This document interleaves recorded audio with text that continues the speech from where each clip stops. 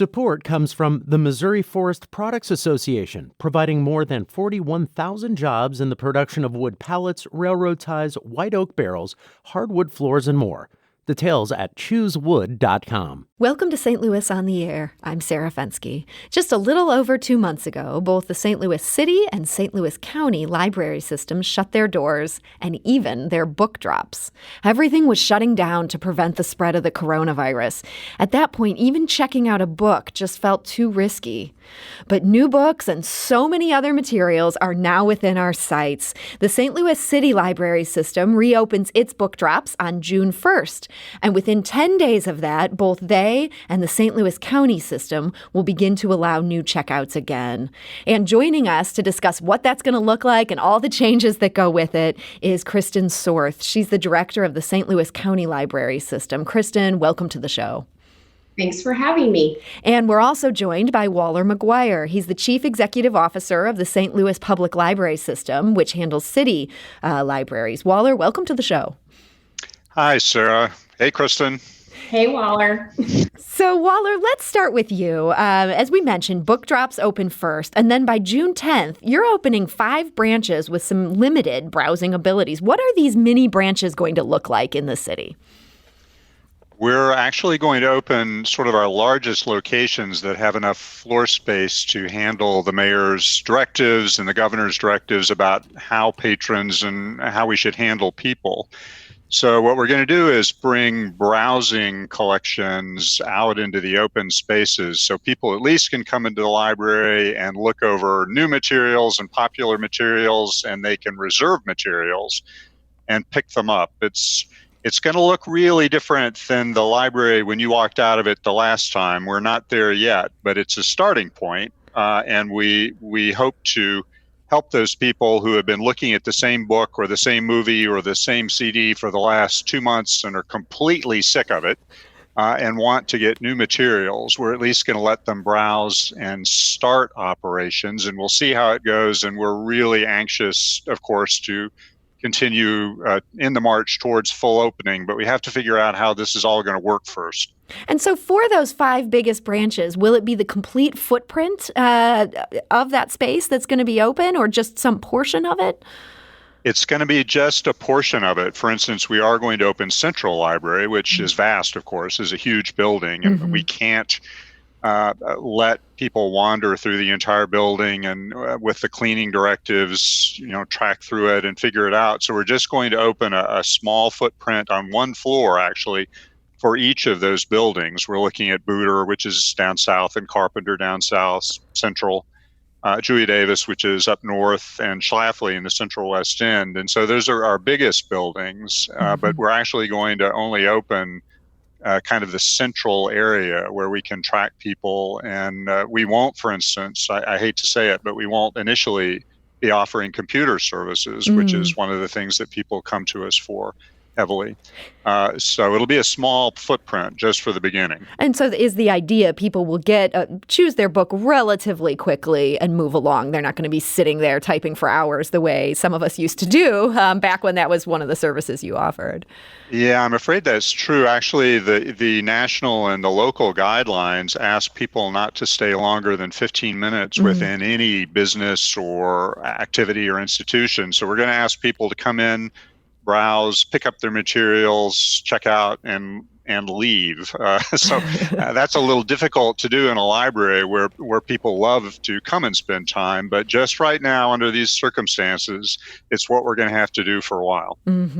Now, Kristen, I know what St. Louis County is doing is different from that. You guys are just doing curbside at this point.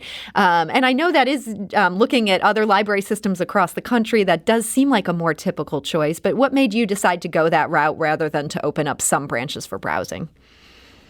We, as we started planning, we wanted to open all 20 of our locations, and we felt for curbside. And so we felt like easing into allowing people back into our buildings would be beneficial to us.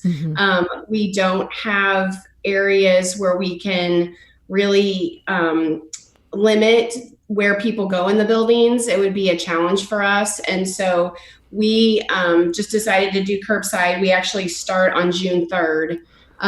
So patrons can request materials online, they can call, and we're also providing printouts, so they can request that we print out documents for them and we'll bring them out curbside. And we've had quite a bit of experience with curbside during closure because we've been doing drive-through meals and diapers and things like that. So some of that we've been doing for quite a while. So you feel like that's a system that makes sense to start with. What will it take for that to change and for you guys to say, hey, we're ready to start slowly opening up some of these branches again?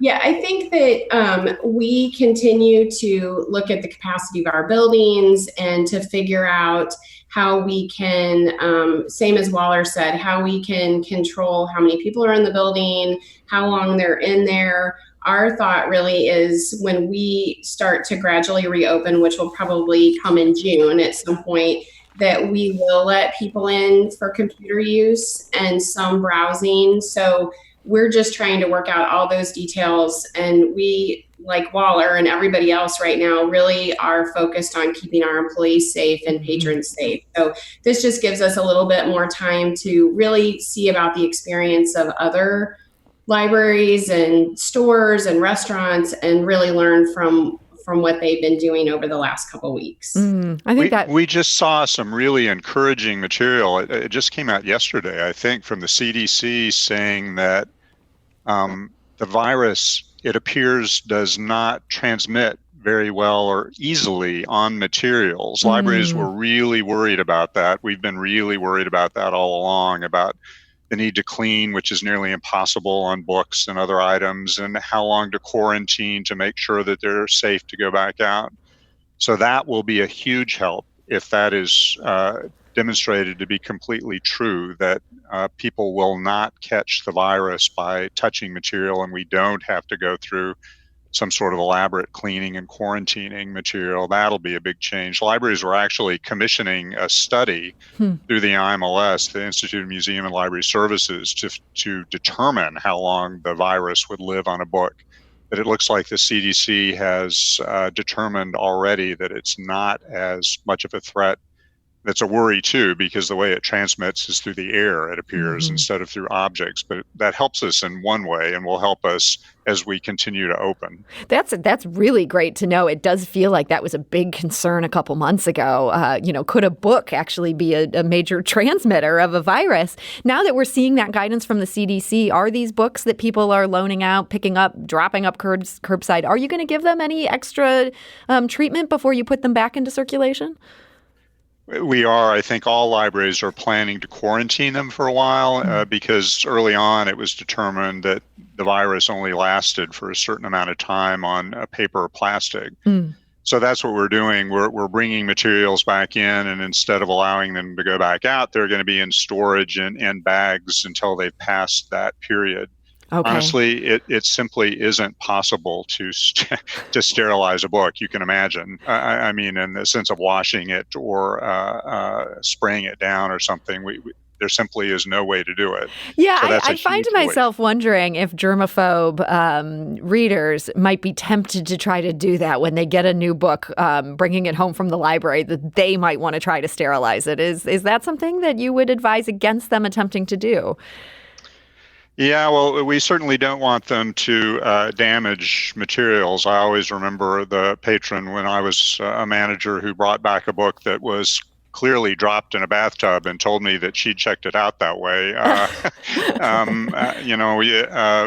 We're certainly going to be understanding, and if people want to wipe down a cover, that's fine. But there's really no way to do it page by page. We're all going to have to get used to a different world, I think.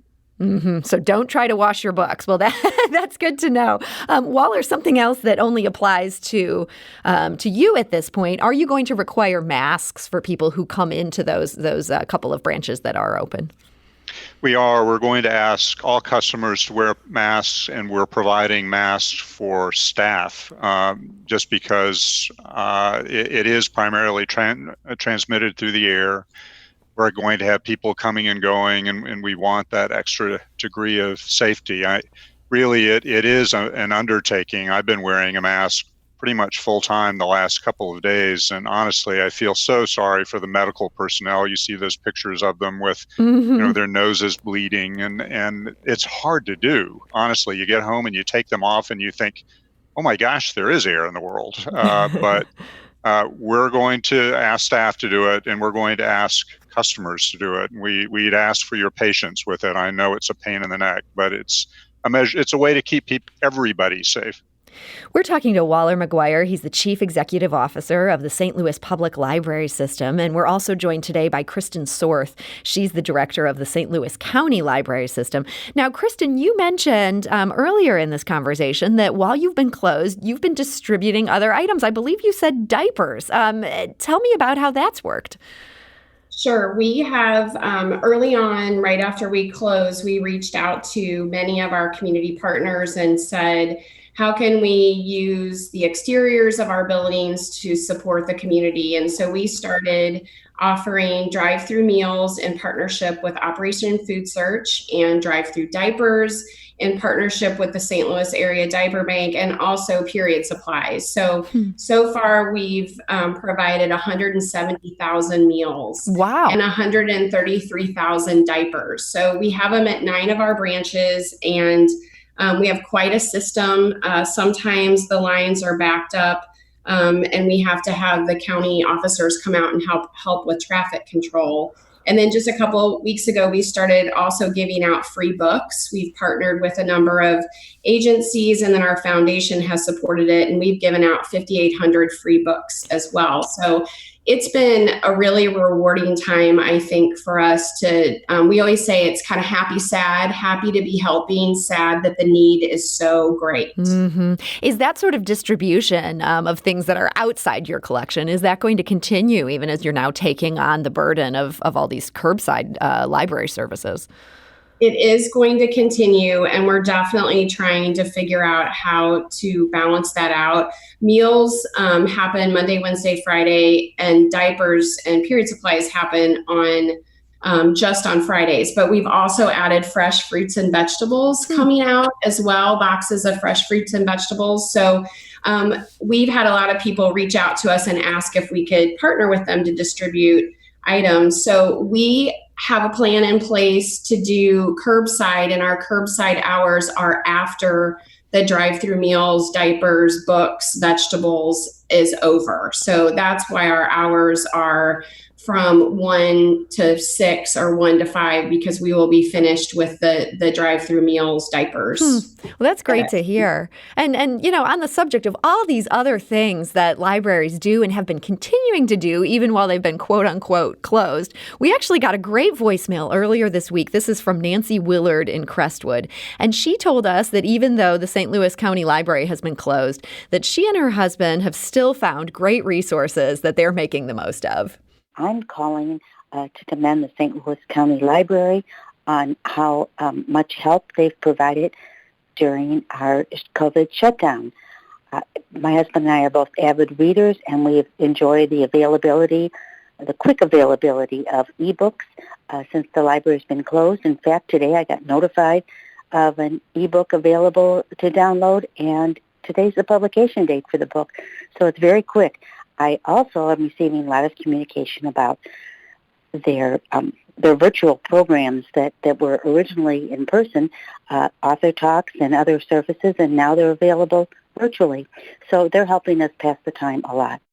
And that's a rave from Nancy Willard of Crestwood. I know both of your library systems had a really robust online presence before this. Waller, is that something that patrons took advantage of during this time of shutdown and everyone sheltering at home? We saw as much as 1,000% increase in some of the downloadable areas of use. So people, yes, were learning how to get books onto their phones and onto their various computers. It's one of the things that we're going to look at, how this has changed how people come to the library and whether we need to buy things differently or provide things in a different way. On the other hand, I am still getting a lot of messages these days saying I will be so glad to actually be able to read a paper book. Mm-hmm. So people love them. Yeah. both ways. It's funny, we got a message just the other day, which made us feel better. We got a message over Facebook. Somebody said, I've been worried about my library more than I have about toilet paper. So that's good. It's good to hear that there's dedicated followers anxious for us to be back. Yeah, it's nice to be needed.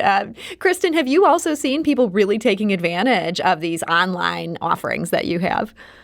We definitely have, and we've offered 17 virtual author events as well. And so we continue to partner with the authors that we had scheduled that had to cancel their book tours. And we've even been connected with authors who we didn't have on our schedule. And so we've been doing these. They're either live or they're pre-recorded, and they've been very popular.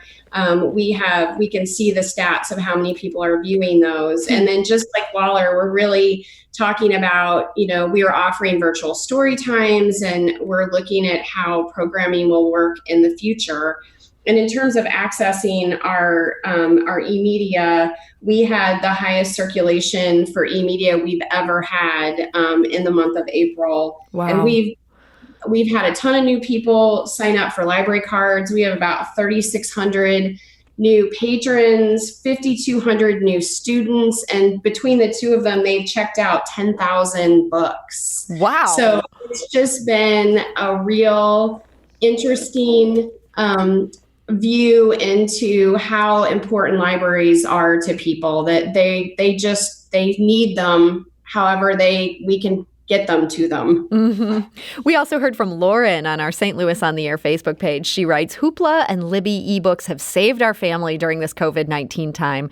We've been able to keep reading new material with our kids while staying safe.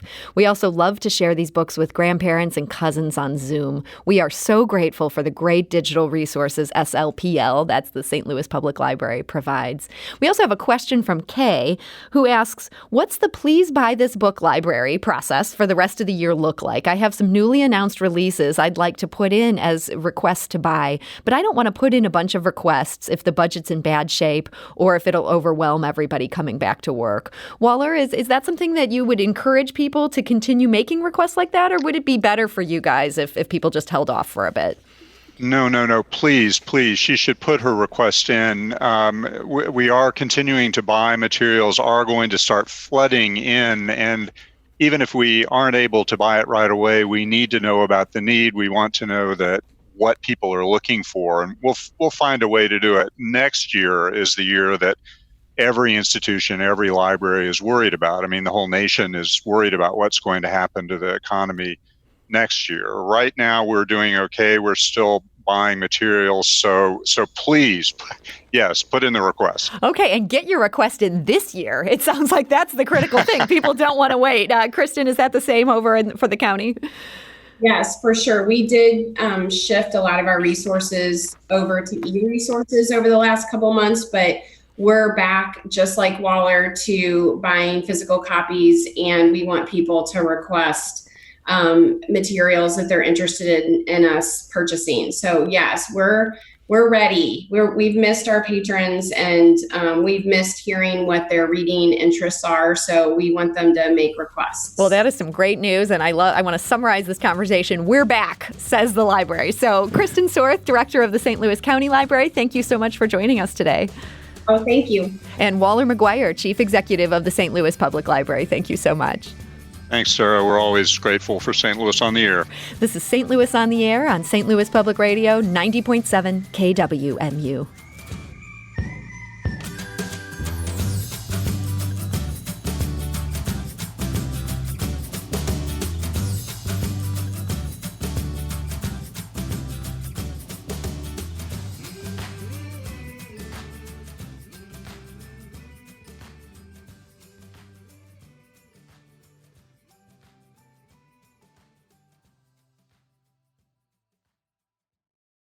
Support comes from the Missouri Forest Products Association.